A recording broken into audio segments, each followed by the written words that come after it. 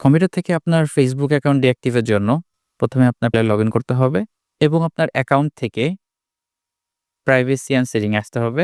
এর মধ্য থেকে সেটিং এ। এখন এখান থেকে দেখবেন যে অ্যাকাউন্ট সেন্টার নামে একটা অপশন আছে। সো এখানে ক্লিক করবেন। এখান থেকে আসবেন personal details, account ownership and control একটা অপশন আছে। এখানে ক্লিক করবেন।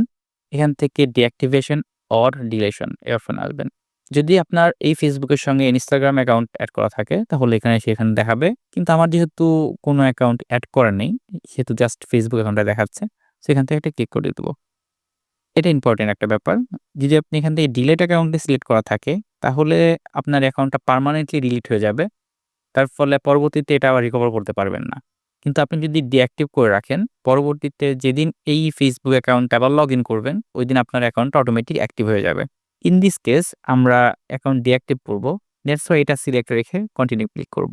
আমরা যদি ফোন থেকে ওই অপশন পর্যন্ত পৌঁছাতে চাই, তার জন্য ১ম এ আপনাকে যেতে হবে উপরের 3 হ্যামবার্গার মেনুতে এবং এখান থেকে আপনার সেটিং এ আসতে হবে। সেটিং অ্যান্ড প্রাইভেসি এবং সেটিং এ আসবেন। এখান থেকে আপনার অ্যাকাউন্ট সেন্টার থেকে পার্সোনাল ডিটেইলস আসতে হবে। এখান থেকে পার্সোনাল ডিটেইলস এবং এখানে দেখবেন নিচেরটা অ্যাকাউন্ট ওনারশিপ অ্যান্ড কন্ট্রোল এবং নিচে দেখবেন ডিঅ্যাক্টিভেশন অ্যান্ড ডিলেশন। সো এখান থেকে জাস্ট ক্লিক করবেন। ২ জায়গায় একই প্রসেস। সো বাকিটা আমি ল্যাপটপ থেকে দেখাচ্ছি। এখন এখান থেকে আপনি কন্টিনিউ বাটনে ক্লিক করবেন এবং এর সঙ্গে যদি কোনো পেজ থাকে সেই পেজটা হ্যান্ড লিস্টে দেখাবে। সো আমি পেজ আমার প্রয়োজন নেই। দ্যাটস হোয়াই আমি এখানে আবার কন্টিনিউ করলাম। এখন প্রাইভেসির জন্য আপনার অ্যাকাউন্টের পাসওয়ার্ড এখানে ইনপুট করতে হবে। জাস্ট আমি পাসওয়ার্ডটা দিয়ে কন্টিনিউ করলাম।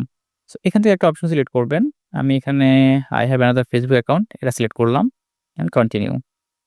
এখানে আপনি যদি কোনো গ্রুপের অ্যাডমিন লিস্টে থাকেন, তাহলে আপনার সেই গ্রুপটা এখানে দেখাবে। আপনি চাইলে গ্রুপের ওনারশিপ এখান থেকে চেঞ্জ করে দিতে পারেন।